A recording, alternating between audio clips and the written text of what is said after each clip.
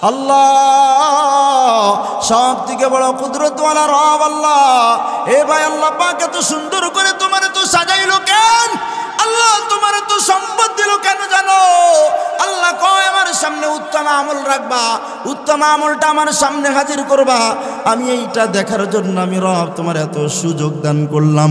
আল্লাহু ইস্তাহজিউ বিহিম ওয়া ইয়ামুদ্দুহুম ফি তুগয়ানিহিম ইয়ামাহুন।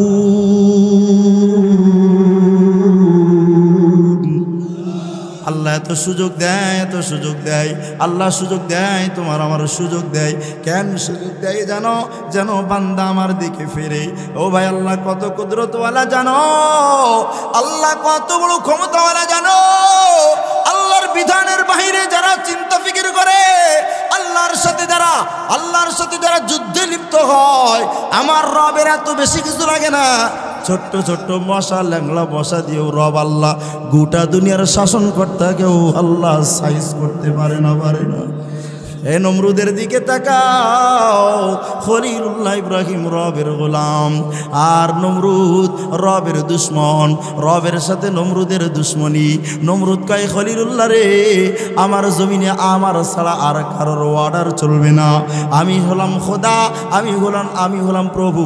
খবরদার খলিলুল্লাহ আমার সামনে বলবি না, আমার সামনে ওই রব আল্লাহর কথা বলবি না। খলিলুল্লাহ ইব্রাহিম বলে, নমরুদ ওই রবের গোলাম আমি। আল্লাহ আমারে অর্ডার করছে, ইব্রাহিম আসলিম, মুসলমান হয়ে যা। ইব্রাহিম খলিল কয়, ক্বালা আসলামতু লিল্লাহি রাব্বিল আলামিন। আল্লাহ তোমার সামনে আমাকে নতজানু হইতে বলো। ও মালিক, তুমি একমাত্র কুদরতওয়ালা আর ক্ষমতাওয়ালা, তোমার সামনে আমাকে আত্মসমর্পণ করতে বলো। আমি খলিল ইব্রাহিম, আল্লাহ তোমার হুকুমের সামনে আমি আত্মসমর্পণ করে দিলাম। এই খলিল, সত্যি কি আমার জন্য আত্মসমর্পণ করলি? বলে হ্যাঁ। তাহলে এখন পরীক্ষা করতে চাই। আল্লাহ করেন পরীক্ষা। কেমনে পরীক্ষা করব? কই বাপকে ছাড়ো। খলিলুল্লাহ কয়, আল্লাহ আপনার জন্য আমার বাবাকেও ছেড়ে দিলাম। মাকে ছাড়ো। আল্লাহ আপনার জন্য আমার মাকেও ছেড়ে দিলাম। বাড়ি ছেড়ে দাও, দিলাম আপনার জন্য বাড়ি ছাইড়া। আল্লাহর কি চান? কয় আমার জন্য জান দে। খলিলুল্লাহ ইব্রাহিম কয়, আল্লাহ তোমার জন্য আমি খলিল আমার জানটা দিতেও তৈয়ার। যে জমিনের রাজত্ব পায়া, জমিনের শাসনকর্তা হয়ে জমিনের উপরে জুলুম অত্যাচার তাকাব্বুরি করো, আর আমি রবের সাথে পাল্লা দাও। আমি রব এমনভাবে তোর থেকে ছিনায়া নিব, নিজের জীবন বাঁচানোর জন্য ওই জমিন ব্যবহার করেও পালাইতে পারবি না। কথা বলেন না কেন? আল্লাহ এমনভাবে আসাল দিয়ে নেই। ওয়াতানজিউল মুলকা মিম্মান তাশা, আল্লাহ রাব্বুল আমিন যার থেকে ইচ্ছা ছিনায়া নেয়। 16 বছর এমন করে সাজাইছি যে একদম উপর থেকে নিয়ে নিচ পর্যন্ত। একজন আমাদের বিপ্লবী উপদেষ্টা বলেছেন, এমন কোন চেয়ার নাই যে চেয়ারের ভিতরে এর দোসর বসা নাই। কেউ নাই সামনে দাঁড়ানোর মতো, কথা বলার মতো। তাকাব্বুর আর অহংকার করতো, এত অহংকার, এত তাকাব্বুর, কেউ তাদের সামনে দাঁড়ানোর হিম্মত করে না। কিন্তু আমার রবের যখন গজব আসে, আল্লাহ যখন ধরে, ইন্না বাতশা রাব্বিকা লাশাদীদ, আমার রব বলে আমি যখন তোর দিকে ছিনায় নেই, আমার ধরাটা বড় শক্ত ধরা হয়। এমন কিছু ল্যাংটা পোলাপান দাঁড় করায় দিব যাদের কোনো অস্তিত্ব থাকবে না। তাদের সামনে তোমার 16 বছরের রাজত্বও বিলীন হয়ে যাবে। বাদশার বাচ্চা কে? এই নজরে কাউকে আল্লাহ। ওয়াতানজিউল মুলকা মিম্মান তাশা, যার থেকে চাই তার থেকে উনি এমনভাবে ছিনায়া নাই। 16 বছর সাজানোর পর সর্বশেষ বলছে একটু 5 মিনিট দাও, 5 মিনিট। সরকার প্রধান কয়, আর্মির প্রধান কয় 5 মিনিটও দেওয়া যাবে না, যান বাঁচাইতে চাইলে গাট্টি বুসকা নেন। এমনভাবে গাট্টি বুসকা সাজাইছে, নিজের ছোট কাপড়গুলাও নেওয়ার সুযোগ হয় না। কেন? ওই জমিনের রাজত্ব পায়া ওই রব আল্লাহকে চেনে নাই, ওই রব আল্লাহ পথে যারা আল্লাহর কথা বলে যারা, তাদের কোনো ইজ্জত নাই, তাদের কোনো সম্মান নাই। এজন্য রব এমন ভাবে ধরছেন নিজের বাপের ভিটাটা পর্যন্ত জমিনে এখন আর নাই। সব কিছুর ক্ষমতা কার? এ ভাই জোরে কও কার? আল্লাহ পাক বলে ওয়া তানজিউল মুলকা মিম্মান তাশা ওয়া তুইজ্জু মান তাশা, যাকে চাই আল্লাহ তাকে ইজ্জত দান করেন। কেউ জেলখানার ভিতরে 3 বছর থাকে, হাতের ভিতরে হ্যান্ডকাফ থাকে, মাজার ভিতরে গরুর মোটা মোটা রশি থাকে, পায়ের ভিতরে বেড়ি থাকে, তারপরেও আদালতের প্রাঙ্গণে যখন ওঠে গোটা মানুষ তাদের জন্য হাই হুতাশ করে কান্না করে আর চোখের পানি ফেলায়। মানে বন্দি অবস্থায়ও সম্মান দেওয়ার মালিককে। আরে কথা কয় না, জোরে কোন কে? বন্দি অবস্থায়ও রব আল্লাহ ইজ্জত দান করতে পারে। ওয়াতুদিল্লু মান তাশা, আর চেয়ারে বসায়াও আমার আল্লাহ বেইজ্জতি করতে পারে। পারে না? জোরে বলো, পারে না? কেন? বিয়াদিকাল খাইর, সব কিছুর কল্যাণ আমার রব আল্লাহর হাতে। আমার রব সব কিছুর ফায়সালা করেন, কারণ ইন্নাহু আলা কুল্লি শাইইন কাদির। সব কিছুর উপরে ও রব, নিশ্চয়ই আপনি সব থেকে বড় ক্ষমতাওয়ালা, কুদরতওয়ালা, সব কিছুর উপরে তুমি শক্তিশালী। জোরে বলেন তো ওই রব কার নাম? তিনিই হলেন আল্লাহ। এজন্য ভাই আল্লাহ রাব্বুল আমিন কখনো কখনো চেয়ার দিয়ে মানুষকে সম্মান দেয়, কখনো চেয়ার থেকে নামায়াও কাকে বন্দি বানায়াও সম্মান দিতে পারে না। কিন্তু আব্বাজান শোনক, আল্লাহ রাব্বুল আমিন কেন এই কুদরত আর ক্ষমতা আল্লাহর পয়গম্বরকে প্রকাশ করতে বলছে জানো? এরপরের আয়াত 27 নম্বর আয়াতের ভিতরে রব বলে আমি কত বড় ক্ষমতাওয়ালা নবী আপনি বলেন। তুলিজুল লাইলা ফিন নাহার, ও রব আল্লাহ তুলিজুল লাইলা ফিন নাহার, রাত্রকে দিনের ভিতরে ঢুকায়া দেন আপনি আল্লাহ। কে ঢুকায়? আর রাতের ভিতরে দিন ঢুকাই কে? ওয়াতুলিজুন নাহারা ফিল লাইল, আর দিনটাকে রাতের ভিতরে আল্লাহ আপনি ঢুকায়া দেন। জোরে বলেন, দিনটাকে রাতের ভিতরেও ঢুকায়েন কে? তুলিজুল লাইলা ফিন নাহারি ওয়া তুলিজুন নাহারা ফিল লাইল ওয়া তুখরিজুল হাইয়া মিনাল মাইয়িতি, মৃত্যু থেকে আল্লাহ জিন্দা বানাইতে পারেন আপনি। وتولج النهار في الليل وتخرج الحي من الميت وتخرج الميت من الحي, আর জিন্দা মানুষকে মুর্দা বানায়া দেন কে? ওয়াতারযুকু মান তাশা, যাকে ইচ্ছা আল্লাহ তাকে রিজিক দান করেন। কথা বলেন না কেন? কে এই ক্ষমতার মালিক? কে? আরো জোরে কোন কে? আল্লাহ। এ ভাই আল্লাহ পাক চান, আল্লাহ পাক কাউকে দুনিয়ার ক্ষমতা দেয়, কাউকে সম্পদ দেয়, কাউকে গাড়ি দেয়, বাড়ি দেয়। আমার রব বলে ইন্না জাআলনা মা আলাল আরদি জিনাতাল্লাহা, কেন দিলাম জানো? তোমার দুনিয়া এত সুন্দর করে সাজায়া দিলাম, তোমারে মাল দিলাম, সম্পদ দিলাম, গাড়ি দিলাম, বাড়ি দিলাম, ব্যবসা বাণিজ্য দিলাম, তোমার ক্ষমতা দিলাম। কেন দিলাম জানো? লিনাবলুয়াহুম আইয়ুহুম আহসানু আমালা, আমি রব আল্লাহ দেখতে চাই এত কিছু পায়েও কে সব থেকে সুন্দর আমল আমি রব আল্লাহর দরবারে হাজির করতে পারো। এই আমল, উত্তম আমল আমি দেখতে চাই। এত সুন্দর করে তোমার সাজাইলাম, এত সুন্দর করে তোমার গাড়ি বাড়ি দিলাম, গোটা দুনিয়াটা তোমার সাজায় দিলাম। কেন বান্দা দিছি জানো? তাকাব্বুর আর অহংকার করার জন্য আমি রব দেই নাই। কতটুকু জমিনের মালিক তুমি, তোমার থেকে বড় বড় জমিনওয়ালারাও, জমিনের শাসনকর্তারাও এই জমিনে ছিল না? জোরে বলেন ছিল না? এ ভাই জমিনের শাসন পায়া যারা ওই রব আল্লাহর উপরে জুলুম অত্যাচার করছে, ওই রবের দিনের উপরে যারা জুলুম অত্যাচার করছে, ওয়াজ মাহফিল পর্যন্ত তারা বন্ধ করে রাখতো, তাদের অনুমতি ছাড়া নাকি আল্লাহর নাম নেওয়া যাবে না। বলতো না? বলতো না? জোরে বলো, বলতো না? আপনারা একটা জবাব দেন তো দেখি। এই বিপ্লবী সরকার আসার পর থেকে 5ই আগস্টের পর থেকে এই বছর যে হাজারো লক্ষ লক্ষ বাংলার জমিনে মাহফিল হইতেছে, মাহফিলের দ্বারা কাউকে উঠানো নামানো হইতেছে? জোরে বলেন। কোনো মাহফিলে হট্টগোল আছে? কোনো মাহফিলের দ্বারা কোনো সরকারি ভবনে হামলা হয়েছে? হ্যাঁ, সব কিছুর লিমিট ক্রস করে তারা দিনের উপরে এত জুলুম অত্যাচার করছে। এমন এক শাসন, এমন এক ব্যবস্থা, এমন এক রাজ্য কায়েম করছে, ওই রাজ্যের ভিতরে দিনদারিতা নাই, দিনদারিতা হওয়ার সুযোগ নাই। এমনকি নিজেরাও তো দিনদার ছিল না, যারা দিনদার ছিল ওদেরকে বদকার বানানোর জন্য পুরা রাষ্ট্রযন্ত্র ওদের পিছনে লাগাই দিয়েছিল। কথা বলেন না কেন? হ্যাঁ, দিনদারদের উপরে জুলুম, দিনদারদের উপরে অত্যাচার। মৌলানা রফিকুল ইসলাম মাদানী ছোট্ট একটা মানুষ, আল্লাহর কথা উঁচু আওয়াজে বলছে, রবের কথা উঁচু আওয়াজে বলছে। ওদের পছন্দ হয় নাই তো নেককারকে বদকার বানানোর ফিকির করছে।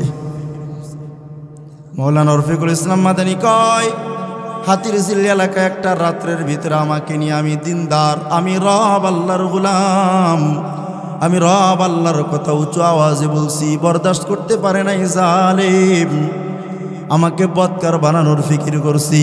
আমার মাথার ভিতর দিকে টুপিটা খুলে ফেলাইছি, আমার গায়ের ভিতরে দিনদারি তার পোশাকগুলা খুলে ফেলাইছি, আমার পরন থেকে পায়জামাটা খুলে ফেলাইছি, বদকারের পোশাক আমার প্যান্ট পরাইয়া দিছি, বদকারের পোশাক গায়ের ভিতরে একটা শার্ট পরাইয়া দিছি, বদকারের হাতের ভিতরে তসবি থাকে না, হাতের ভিতরে সিগারেট থাকে, আমার হাতের ভিতরে একটা সিগারেট ধরাইয়া দিছি। দিনদারকে বদকার বানানোর ফিকির করেছে ওরা। কথা কন না কেন? জোরে বলো। মৌলানা রফিকুল ইসলাম মাদানী কয়, এ ভাই, আমার সঙ্গে তোমরা যে আচরণ করো, ডিবি হারুন এটা জানে নাকি? কয়, এটা তো সেই করায়। জানে না মানে? এটা তো সেই করায়।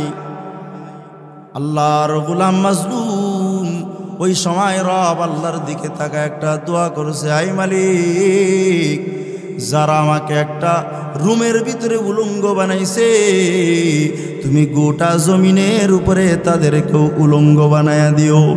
বেশি দিন যাই নাই, মাত্র 13 বছরের একটা ছোট্ট বালিকা দিয়া হাউন আঙ্কেলের 3 ইঞ্চি গোটা জাতির সামনে দেখাইছি।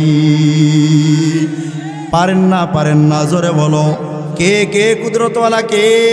আল্লাহ, সব থেকে বড় কুদরতওয়ালা রব আল্লাহ। এ ভাই, আল্লাহ পাক এত সুন্দর করে তোমার তো সাজাইলো কেন? আল্লাহ তোমার তো সম্পদ দিল কেন জানো? আল্লাহ কয়, আমার সামনে উত্তম আমল রাখবা, উত্তম আমলটা আমার সামনে হাজির করবা। আমি এইটা দেখার জন্য আমি রব তোমার এত সুযোগ দান করলাম। আল্লাহু ইস্তাহজিউ বিহিম ওয়া ইয়ামুদ্দুহুম ফি তুগয়ানিহিম ইয়ামাহুন।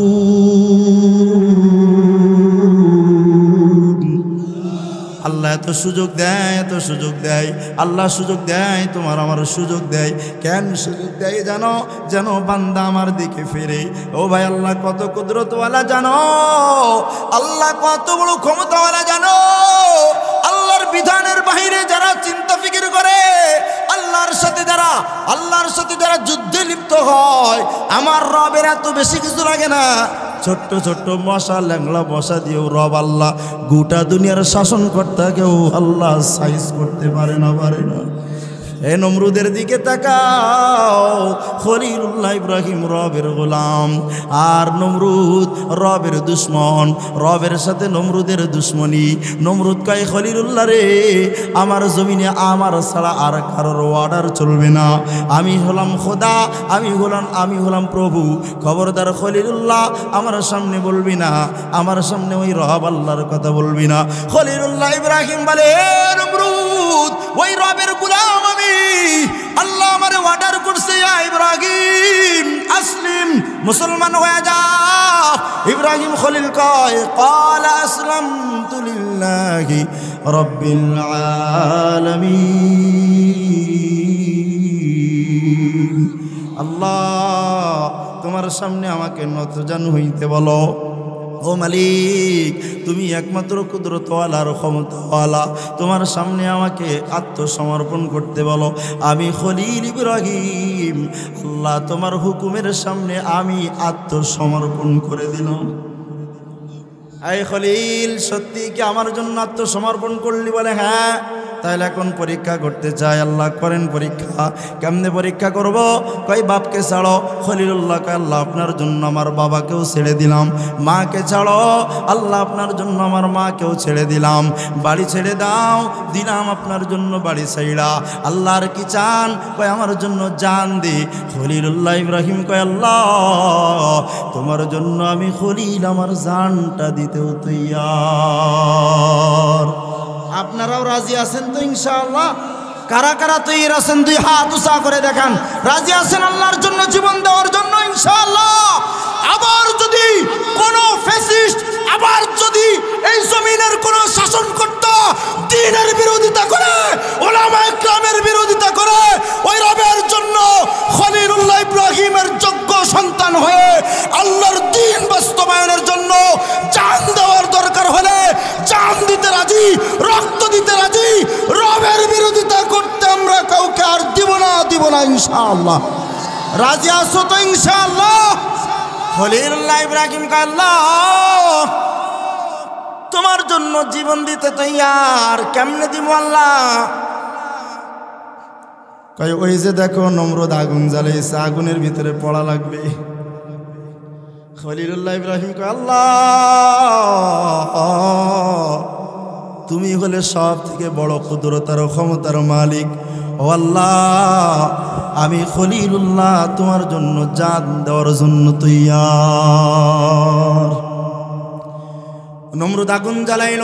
লম্বা ঘটনা আপনারা সবাই জানেন। খলিলুল্লাহ ইব্রাহিম যখন সব মূর্তিগুলা ভেঙ্গে ফেলাইল, প্রমাণ হয়ে গেল এটা ইব্রাহিম খলিল বানাইছে। কারণ মানুষেরা বলে যে ইউকালু লাহু ইব্রাহিম, আমরা এমন একজন যুবকের খবর জানি যে যুবক আমাদের এই মূর্তিগুলা নিয়ে সমালোচনা করে, তার নাম হলো ইব্রাহিম।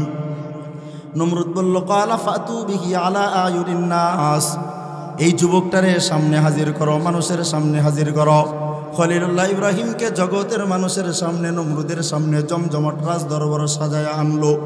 খলিলুল্লাহ ইব্রাহিমকে বলে ইব্রাহিম আফআলতা বিআলিহাতিনা, তুমি কি এই কাজটা আমাদের রবের সঙ্গে করছো নাকি?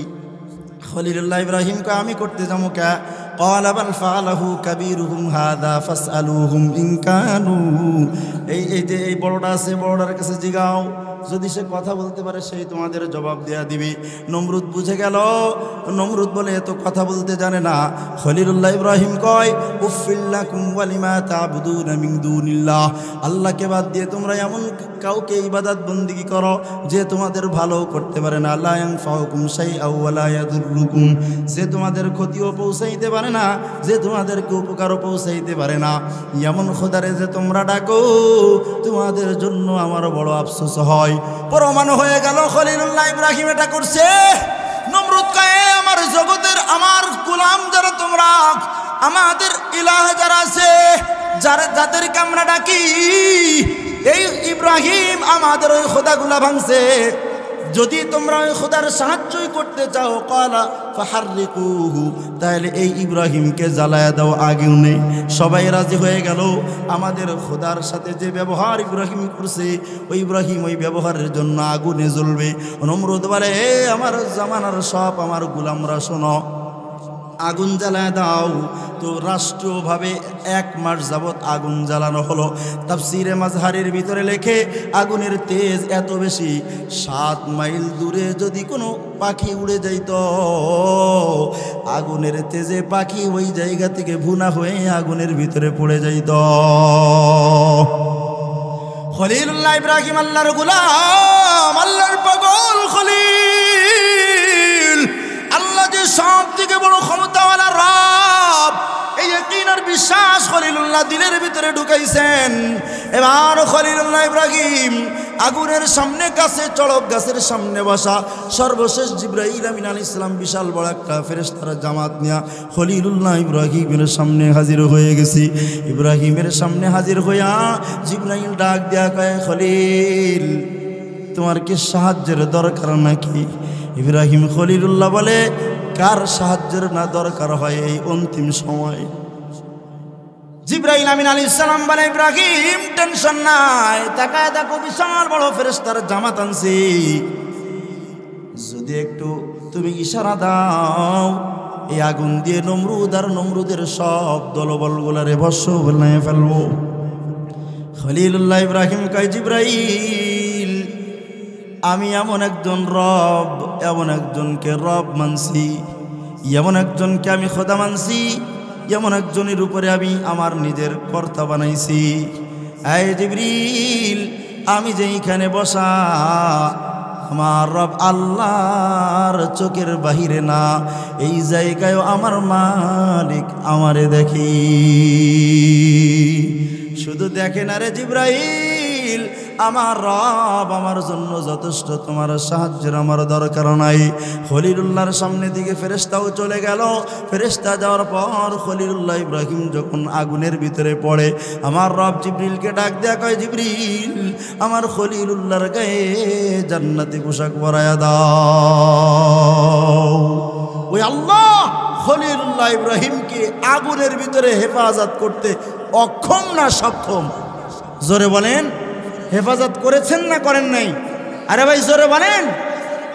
গোটা দুনিয়া চেয়েছিল ইব্রাহিমকে আগুনে জ্বালায় দিতে, আমার রব আগুনের অর্ডার করে, কুলনা ইয়া নারু কুনি বারদা ওয়া সালামা আলা ইব্রাহিম, ও আগুন আমার খলিলুল্লাহর জন্য শীতল ঠান্ডা হও।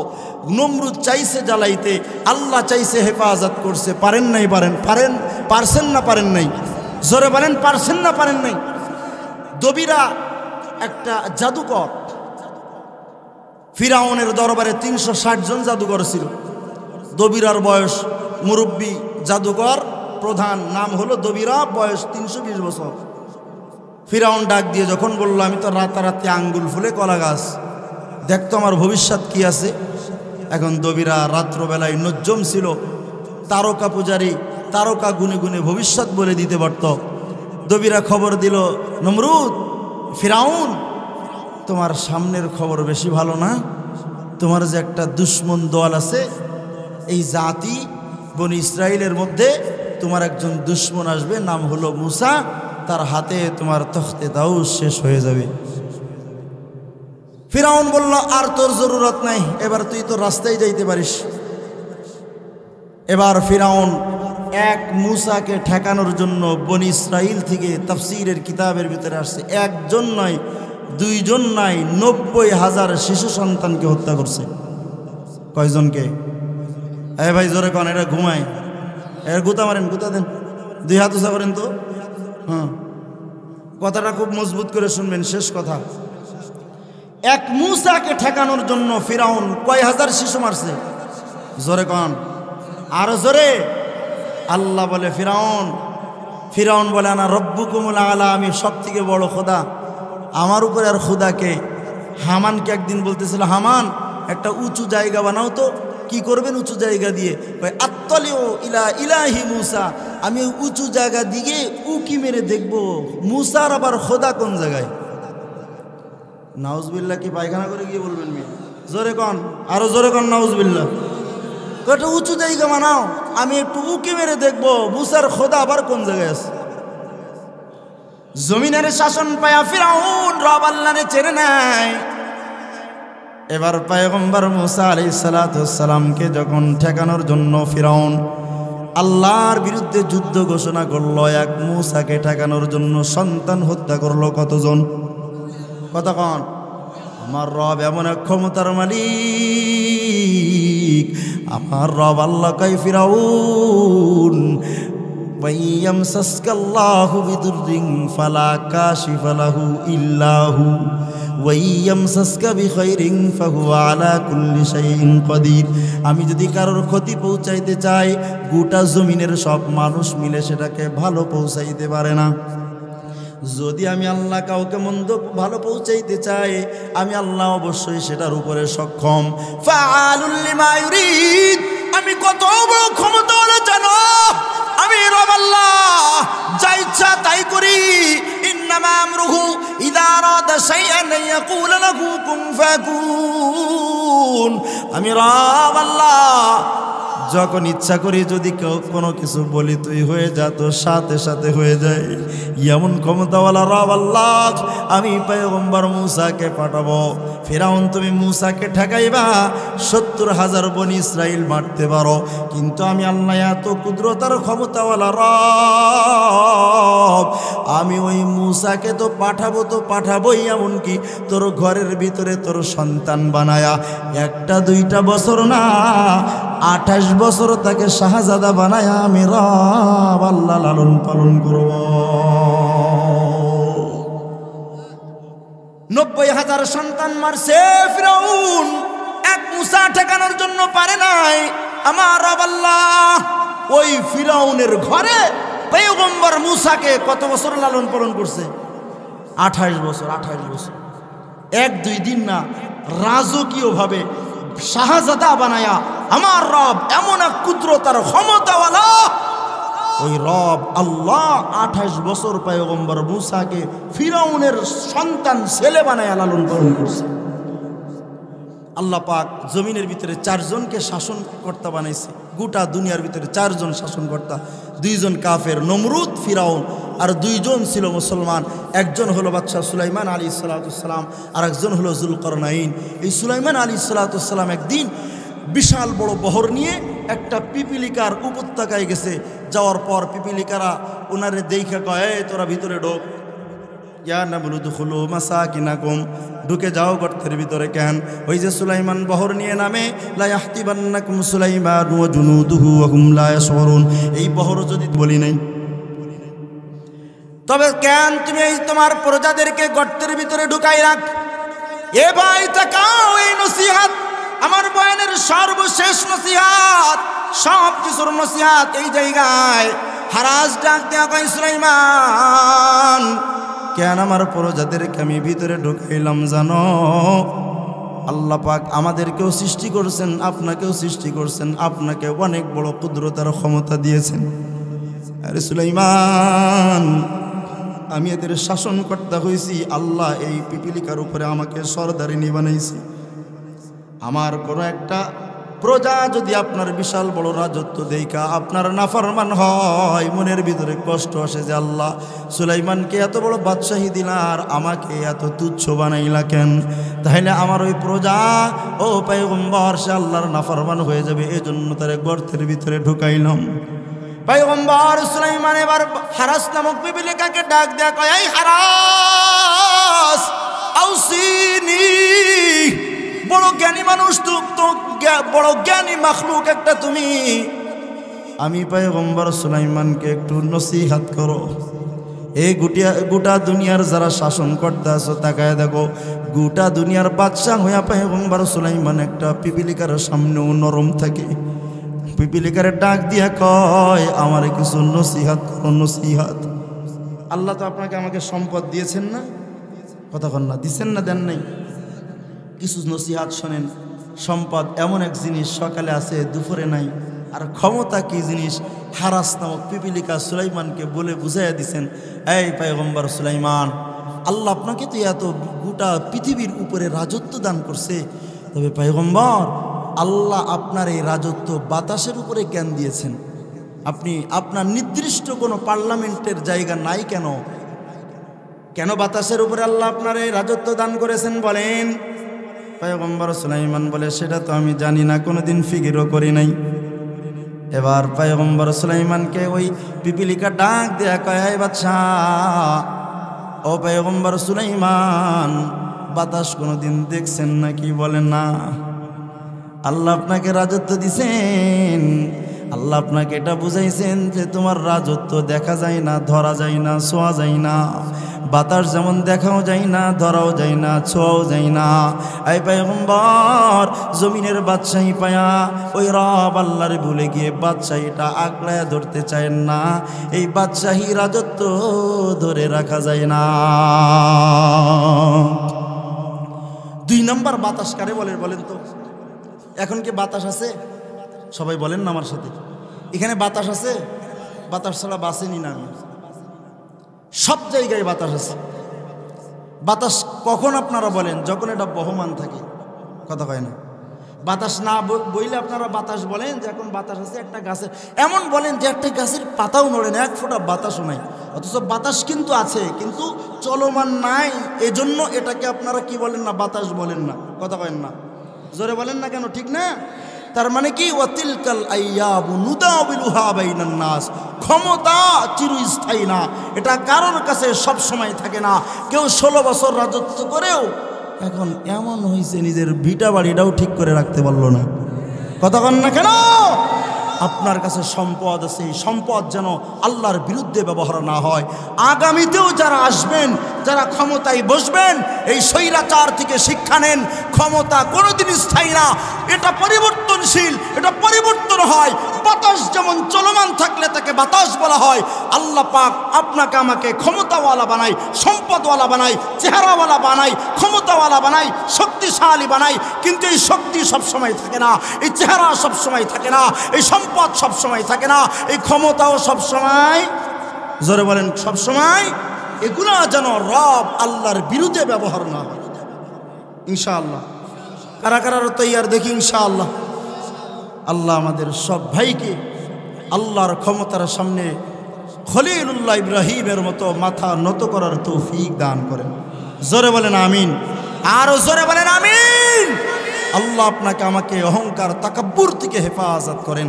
আল্লাহ আমাকে হয়তো আপনাদের সামনে বসাইছেন, এই চেয়ারটাও যেন আমার অহংকারের কারণ না হয়। ও ভাই শুনে রাখো, এক সংসারের ভিতরে হয়তো 5টা সন্তান থাকে, কোনো সন্তানের সম্পদ কম, কোনো সন্তানের সম্পদ বেশি। একটা কথাই শুধু বলে যাই, শুনে রাখো, তোমার গায়ে কোটি টাকার গহনা আছে, মারা আছে না?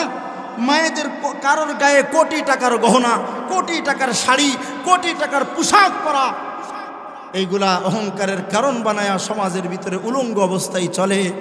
ও মা শুনে নাও, আর তোমার আরেকটা, তোমার ভাসুরের বউ অথবা তোমার দেবরের বউ, তোমার যাকে জাল বলো, জাল, তোমার জালের গায়ে হয়তো কোটি টাকার সম্পদ নাই, তোমার জালের গায়ে হইতে পারে সামান্য একটা 30 টাকা দামের কাপড় গায়ে দেওয়া, কিন্তু শরীরটা রবের সামনে নতজানু হয়ে গোটা শরীরটা আবৃত করে ফেলাইছে।